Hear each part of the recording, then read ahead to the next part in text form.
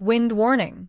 Issued at Wednesday 5:30 a.m. January 1st, 2025. Issued by Environment and Climate Change Canada. Description. Easterly winds will gust to 90 kilometers per hour until 10 a.m. Hashtag.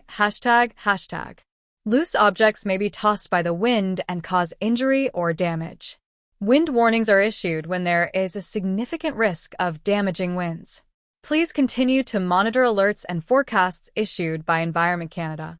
To report severe weather, send an email to QStorm@EC.GC.ca or tweet reports using hashtag QCStorm.